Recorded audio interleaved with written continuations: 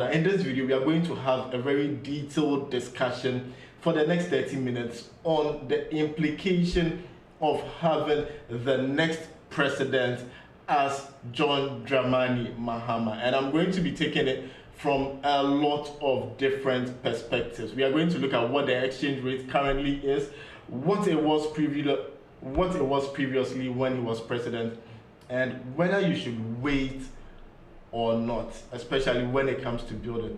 Because most of you people who watch are in the diaspora earning dollars, you are earning pounds, you are earning euros, and for the past few years, you guys have been benefiting a lot too when it comes to the dollar CD rate, because today $1 is about 14.8 Ghana cedis.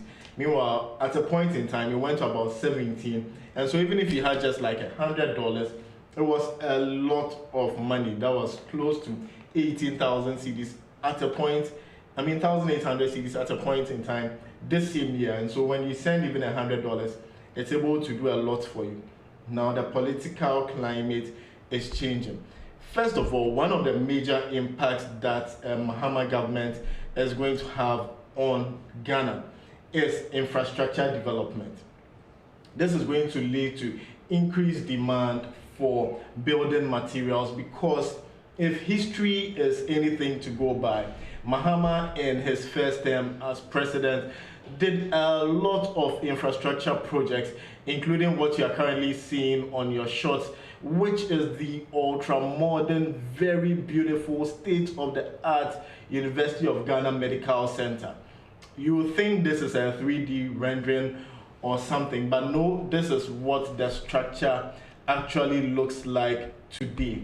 And this is not the only project that His Excellency put when he was president. He did a lot of infrastructure projects, roads and all these things, which we are going to look at in detail. But I'm just letting you know that if what he did in his first term is anything to go by, then it means that we are going to see a lot of infrastructure projects.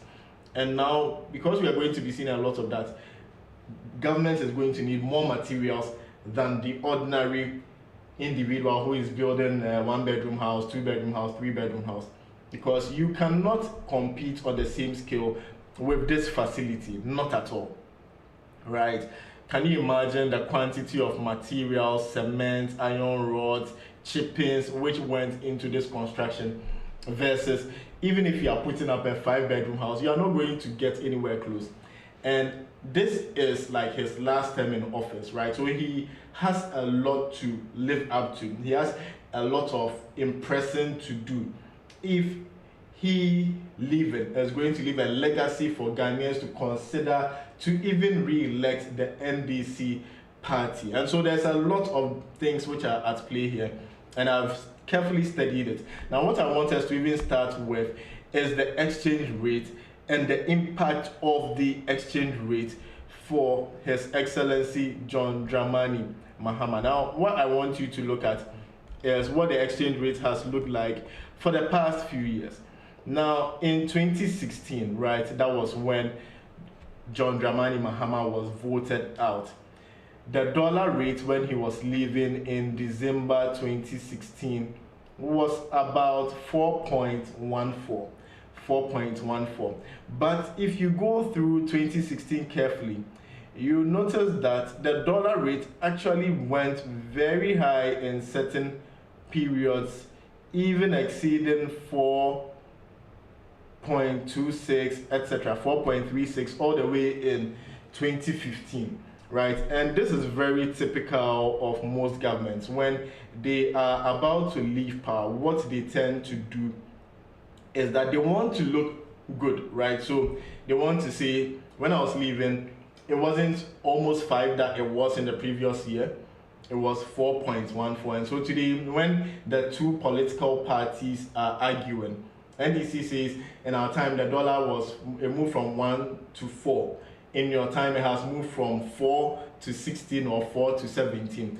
And that is the reason why we also see that towards the elections, right, you see the sharp decline in the dollar rate. So at the peak of the dollar rate in Ghana, we moved to about 17 17.8 in October, November, right?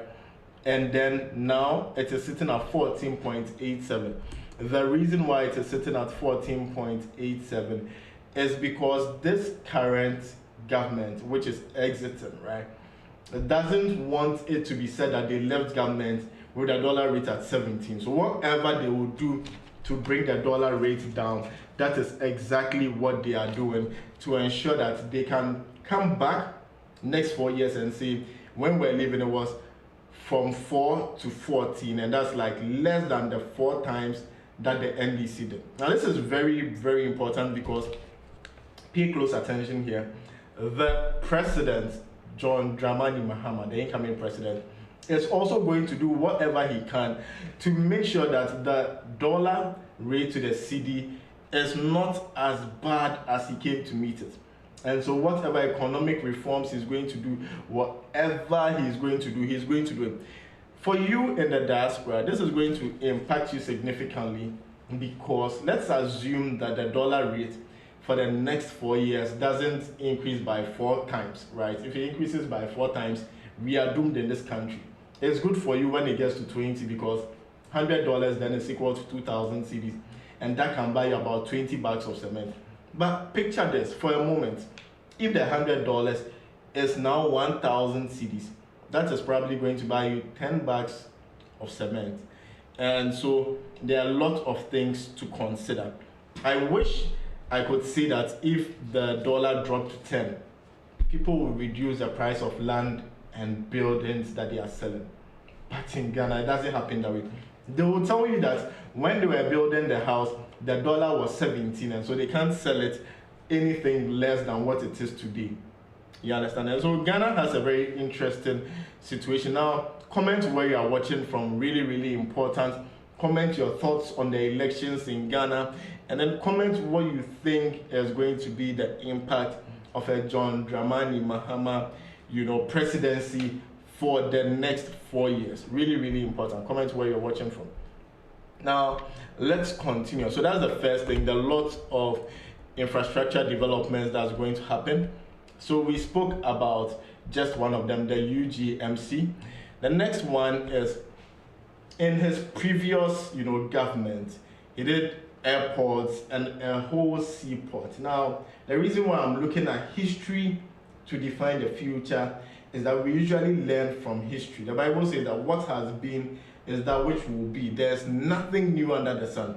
And so if somebody has come previously and shown you the way he wants to work, you can take some cues from it. And so we are going to get a lot of infrastructure developments. Now, airports are going to be very significant. The reason why I'm saying that is because today we have the Kumasi airport. Very soon it will be able to take direct flights from other countries to Kumasi. And if you've been following this channel for a while, I have been stressing on the fact that having the Kumasi airport means that people don't need to come to Accra again. And so demand for land in Kumasi is going to increase. Price of land in Kumasi is going to increase, right? And just imagine if this new government decides to have another international airport somewhere. Already, there have been plans and areas earmarked for airports, like Chopoli Pram Pram. And this is going to be big, really, really big. It means that if you are purchasing land in Pram Pram, and the airport is constructed anywhere close to it, even a 10-kilometer radius, your land is seriously going to appreciate in price. And so you need to factor in all these things, right? There are places like Boteman, right? Around 2011, 2012, when the Boteman last went constructed, which is what you are seeing on the screen, right? At that time, the place was very bushy. So if you look at you can see that the place is very, very bushy beyond the constructed areas, right? Now, what that means is that when the road was constructed, the value of the place just increased. It skyrocketed. Previously, nobody considered that. And so whenever there's a lot of infrastructure projects, in fact, there's a whole stadium built around the Botiman area. There's a 4-lane road that has been constructed. And then all of a sudden, these affordable housing properties that were put up have become very expensive. And speaking of expensive stuff, there's another affordable housing project that was started by the NDC government, which was never completed. I foresee that in this new administration, the president and his team are going to look at what they can do in terms of affordable housing. Now, the one I'm referring to is the Saglemi housing project, right? Now, Saglemi it's like on the outskirts of Accra. Let me just define it as the outskirts of Accra. And I'm going to be spending a lot of time talking about this project, right? Because this is going to truly be like a model, a showcase of what is going to happen in the next 4 years. This current president has only 4 years. He cannot be in power for 8 years like the previous administrations. And so he will need to move with a lot of speed. And you need to consider certain factors carefully. 1, where to buy your land. 2, should you start building now, or should you keep your cash for when affordable houses come up and then you purchase them, right? I'm going to advise that whatever you do, make sure to have a lot of money somewhere. Like, get money.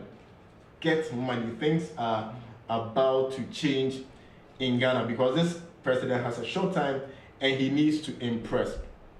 We'll get to Saglemi, but the next thing that the NDC government did in previous times was investment into energy, right? And when I talk about energy, we had electricity crisis, serious electricity crisis in Ghana, to the point where there was a phenomenon that people were calling doomsaw. And this doomsaw was like a load shedding schedule. People who are living outside Ghana will not be able to understand what I'm talking about. But let me just still talk about it, right? People, like factories and things, could not run during the doomsaw era just because of the very fact that electricity supply was not constant. So lots of businesses had issues. In the last few years of the John Dramani Mahama presidency, he was able to invest heavily in power generation. If history is anything to go by, you would probably need to invest in solar, right? You would want to have some investment in solar, because when we are doing some of these infrastructure projects and all these new hospitals, schools, airports, they are definitely going to require a lot more energy consumption. So assuming he does a lot of factories and stuff like that, more energy consumption than what can currently be supplied. I'm not wishing him bad, but I'm just saying, let us learn from the mistakes of the past. When you get some money, please do ensure to invest in solar. I'll say it again. When you get some money, do ensure to invest in solar. Like, regardless of the government that is going to come in power, make sure you invest in some solar panels, inverters, batteries. It is going to become big and booming in the next 4 years. This is free consultation. Let's move on. Now, the previous government, which is the coming government, invested heavily in education, right? And they invested in progressive free senior high schools. What that means again is, if they are seeking to continue that legacy of educational infrastructure, obviously there's going to be more educational institutions being set up. Again, it is going to cause increased demand for land, because definitely they need to build their schools on land. And when schools come up, the places around the schools, you want to put up hostels, you want to put up pharmacies, you want to put up police stations, you want to put up supermarkets, etc. Land is going to be in high demand and is going to be very, very expensive. So if you've been sitting on the fence wanting to come to Ghana and buy land, maybe you should start now before maybe end of 2025, when lands will be earmarked for governmental projects. I repeat, once we are going to be having a lot of infrastructural development, hospitals, airports, schools, and the likes, there's the limited land that we already have is what is going to be used for those things. And so start buying now, else demand in those areas where the hospitals are going to be, the airports are going to be, the ultra-modern schools are going to be, and it's going to be super expensive. Pram areas, I've said it again, is going to be hot cake. Places in Kumasi like Ejiso are going to be hot cake. Places in Sunyani are going to be hot cake. Please, please, please, please, again, make sure to invest in lands. If you get money, don't buy one plot. Buy 2 plots, 4 plots, 10 plots, 10 acres, 100 acres, please, because you are definitely not going to regret it. All right, now let's continue. I'll definitely come back to this Saglemi issue. So we've spoken about the impact this new government is going to have. We started talking about the infrastructural developments we are going to experience. Now let's talk about roads, because one thing that the NDC government under His Excellency John Dramani Mahama was very known for was construction of roads. The circle interchange constructed by him. Huge kilometers of roads. At that time, Ghanaians, we said, Charlie, it's not the roads we eat, it's always the economy. I went to Nigeria recently, and they are constructing 700 kilometers plus of concrete roads.